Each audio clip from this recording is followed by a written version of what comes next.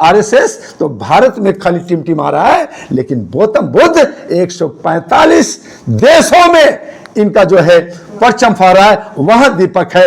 और अगर हम मिल करके सारे भिक्षु शपथ खा लेंगे, कसम खा लेंगे, तो विश्व के 203 देशों में हमारा राज होगा, हमारा परचम होगा। यही आपके चैनल से आज कहना चाहता हूं कि सबसे पहले बोध गया में जो है हम लोग जो है लंगर का कहानी शुरू करेंगे। वहां लंगर चलाएंगे कि कोई भी गरीब, चाहे मुसलमान हो, चाहे कोई भी जात के लोग हो, वो हमारे लंगर में आएंगे, खाना खाएंगे और बुद्धम शरणम गच्छामि करेंगे। जो हमारे बुद्ध का जो संदेश था, जो धर्म था, उसको किनारा किया जा रहा है। अशोक का स्तंभ हटाया जा रहा है और वहां पे संगूर रखा जा रहा है पार्लियामेंट के अंदर। पार्लियामेंट का जहां पे गौतम बुद्ध के नाम पे पार्लियामेंट होना चाहिए था, अशोक के नाम पे पार्लियामेंट होना चाहिए था, लेकिन उस पार्लियामेंट का नाम बिस्टा रखा गया है।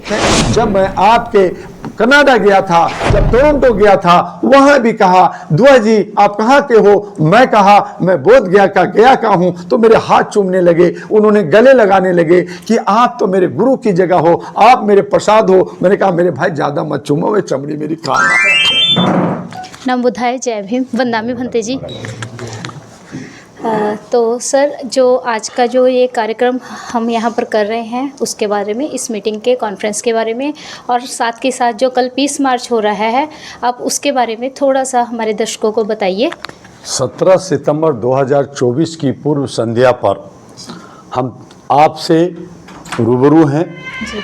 और आपके तमाम चैनल को अभिनंदन करते हुए देश विदेश में हमारे जितने भी नमो बुद्धाय और उनके आइडियोलॉजी को मानने वाले हैं, उन तमाम लोगों से बताना चाहते हैं कि कल 17 सितंबर को हम लोग शांति के साथ पाटलिपुत्र, पटना जिसे कहा जाता है राजा अशोक की राजधानी, अखंड भारत की राजधानी, वहाँ पे बुद्ध की जो हमारे हक अधिकार छीने जा रहे हैं, जिस पे अक्रोचमेंट है, जिस पे कोई दबाव है, जिस पे जो है लोग अपने हक बना करके सांप की कुंडली मार करके बैठे हैं, और जो भंते और जो हमारे बुद्ध के प्रचार के लिए काम होना चाहिए था, जो हमारे बीटी एक्ट 1949 जिस पे कुछ समुदाय का, मैं यहाँ पे नाम नहीं ले रहा हूँ, हालांकि हर सब तमाम लोग जानते हैं, उन समुदायों का वर्चस्व बना हुआ है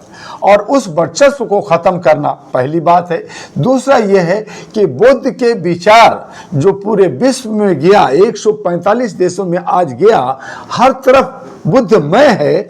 उस बुद्धमय की जो जड़ है वो बोध गया, जहां हमारे सिद्धार्थ जी कपिल वस्तु में पैदा लेते हैं, आकर करके बोध गया में एक छोटी सी नदी, एक पीपल के पेड़ के नीचे ज्ञान लेते हैं, 5 साथियों के साथ विचार विमर्श करते हैं और वो पूरे विश्व में अपने विचारों को ले जाते हैं। वो है समानता का अधिकार, वो है हमारे तमाम लोग जो मनुष्य हैं, जो मानव हैं, वो मनुष्य हो जाएं और बिना जात, बिना पात, बिना कोई धर्म के सब मिल करके रहें। ये संदेश था। आगे बढ़ा 1947 में, ये बात जो है 5063 ईसा पूर्व की बात है। जैसे इस्लाम कहते हैं मैं बहुत पुराना हूं, और हमारा मोहम्मद साहब परफेक्ट ने कहा, ये कहा, वो कहा, आज बड़े नेता आ रहे हैं, बड़े लोग कहने वाले आ रहे हैं। ऐसे ही गौतम बुद्ध आपका जो है सिखों का गुरु आए, गुरु नानक आए, गुरु गोविंद सिंह आए, इसी पाटलिपुत्र की धरती की देन है।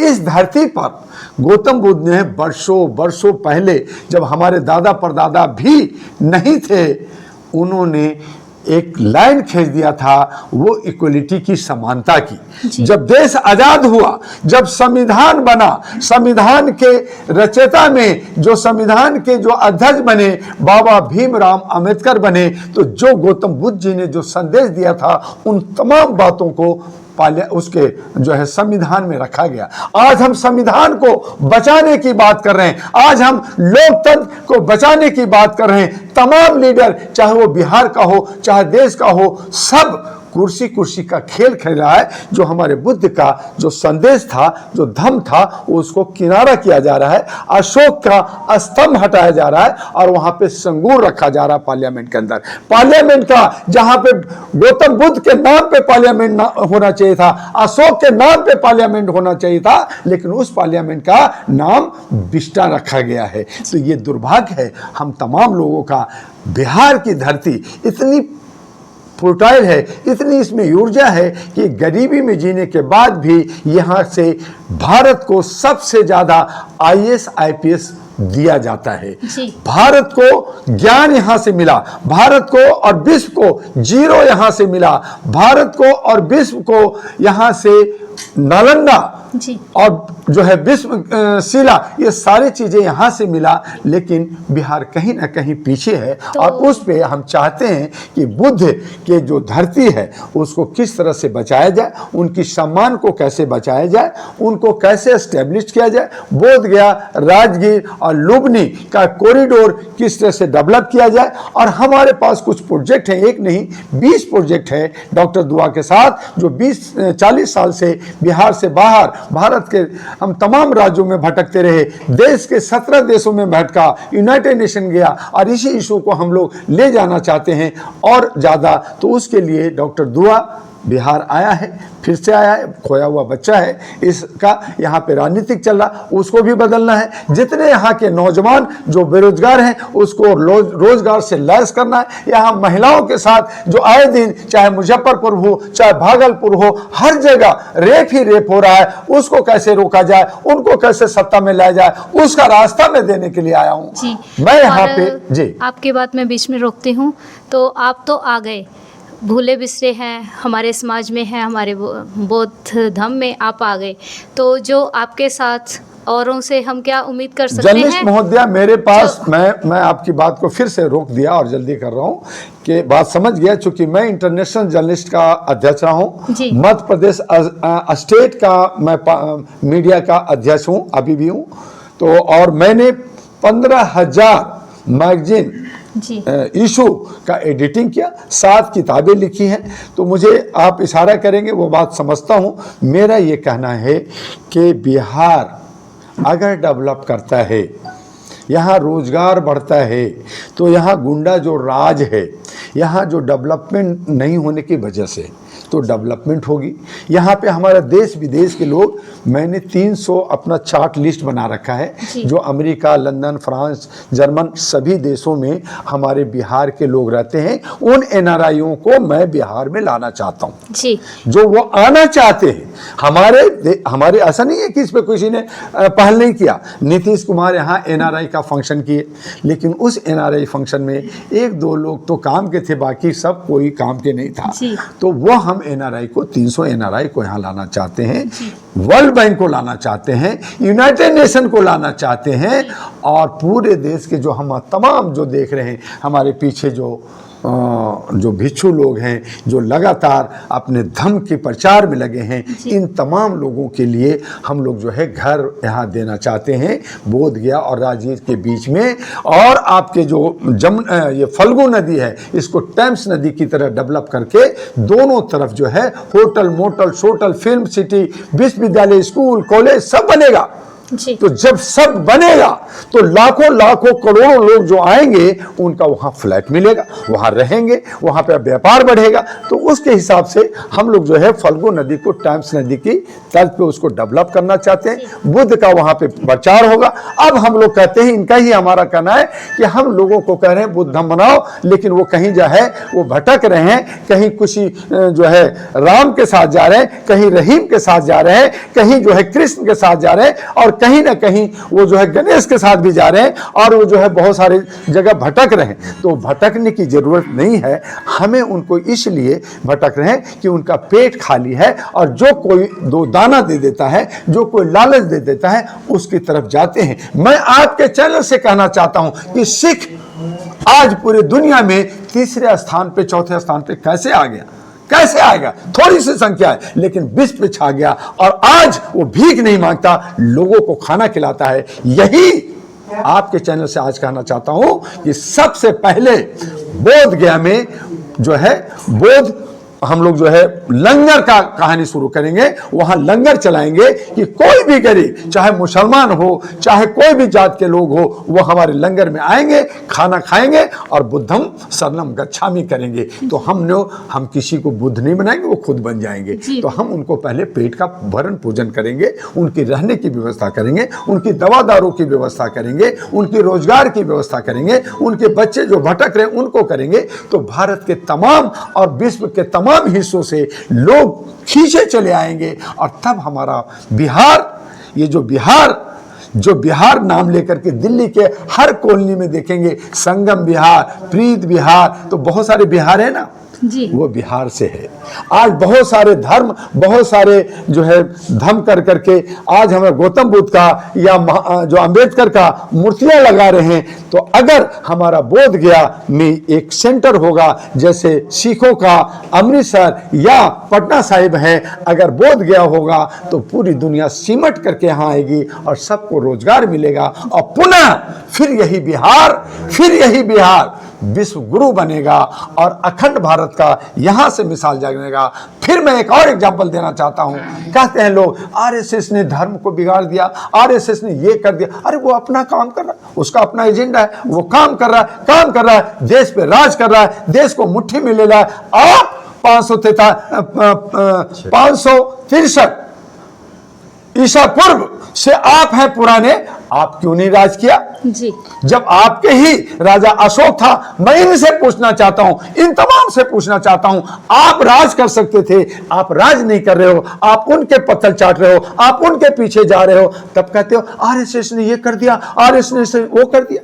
तो हमारा कहना है कि आरएसएस सिस्टमेटिक तरीके से सत्ता में आया है। हम अगर थोड़ा सा जाग जाए तो हम उनको पीछे कर सकते हैं, अपनी सत्ता बना सकते हैं, अपनी विचार रख सकते हैं। और हम आरएसएस तो भारत में खाली टिमटिमा रहा है, लेकिन गौतम बुद्ध 145 देशों में इनका जो है परचम फहरा है, वह दीपक है। और अगर हम मिल करके सारे भिक्षु शपथ खा लेंगे, कसम खा लेंगे, तो विश्व के 203 देशों में हमारा राज होगा, हमारा परचम होगा और फिर अखंड भारत का। और यहाँ पे ज्ञान विज्ञान की कोई कमी नहीं है। ये बिहार के अंदर ऐसे ऐसे विलक्षण शक्ति हैं कि अगर उनको जरा सा आगे लाया जाए, जरा सा उनको पुशिंग कर दिया जाए, तो वो पता नहीं क्या क्या नहीं कर देंगे।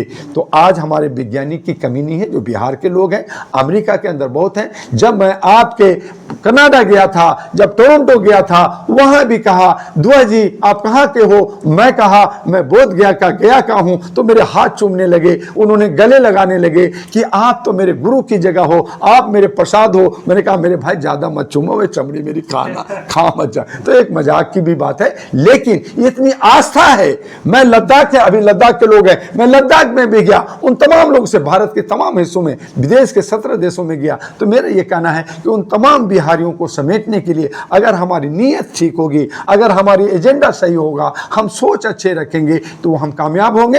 कल 17 सितंबर को गांधी मैदान में शांति के साथ BT 9049 हटाने की बात कर रहे हैं। मुझे मालूम है ये सरकार कहेगी हाँ देखूंगा सोचूंगा, मुझे मालूम है। तो इसकी प्रचार, इसकी बातें जो है सेंटर में जाएगा। सेंटर में भी वही जो है ब्राह्मणवाद है, वहां भी नहीं सुनना, क्योंकि सुप्रीम कोर्ट के अंदर हमारी आपकी कोई जन प्रतिनिधि नहीं है। आप बोलेंगे आपका डस्टबिन में आपका एप्लीकेशन चला जाएगा, यह मैं जानता हूं, क्योंकि मैं सुप्रीम कोर्ट का नालसा के साथ जुड़ा हूं। तो वहां क्या होता है ये सब मैं वाकिफ हूं। तब सवाल है कि हमारा हक और अधिकार, हमारा ये जो मांग है कैसे पूरा होगा? ये पूरा होगा, हम इंटरनेशनल कोर्ट में जाएंगे, हम अपना यहाँ बिहार का को डेवलप करेंगे, हम यहाँ का सत्ता अपने हाथ में लेंगे और फिर मांगेंगे नहीं, छीन लेंगे। तो ये छीनने की हमारी प्रवृत्ति होगी। और कल जब आगे होगा तो हम कहेंगे तुम्हें चाहिए, हम तुम्हें देते हैं। तो हम देने वाले बनेंगे, हम लेने वाले, भीख मांगने वाले नहीं। बहुत बार कहा जाता है कि भिक्षु जो होता है वो भीख मांग के खाते हैं। उनको नहीं पता कि ये ज्ञान देते हैं और हर जगह घूमते हैं, ये दौलत नहीं जमा करते, ये कोठी नहीं बनाते और आपको आगे बढ़ाते हैं। आप इनको कहते हैं भिखमंगा है, यही भिखमंगा देश को चलाता है, देश को संभालता है। तो आज हम उसके हिसाब से आगे बढ़ेंगे। तो ये हमारा सारा सिस्टम है। कल BT कल जो है, कल गांधी मैदान जो है गांधी मैदान, अशोका गांधी मैदान इसको कहा जाता है। जनरली लोग गांधी मैदान के नाम से जानते हैं। यहाँ पे 10 लाख की भीड़ की कैपेसिटी है।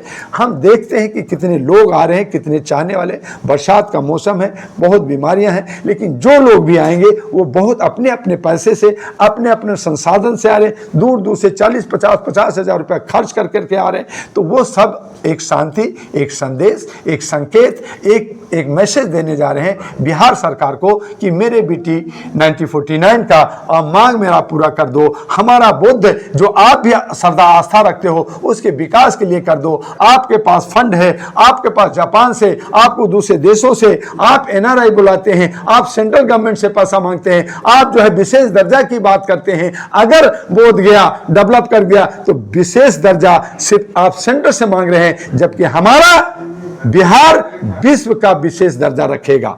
हमारा सिर्फ बोध को डेवलप कर दो, उसके लिए साथ दो। और अगर साथ नहीं दोगे तो हम लोग, जो भी सरकार हो, किसी की सरकार हो, हम उसका विरोध करते हुए अपनी सरकार बनाएंगे। जी, बहुत बहुत साधुवाद सर।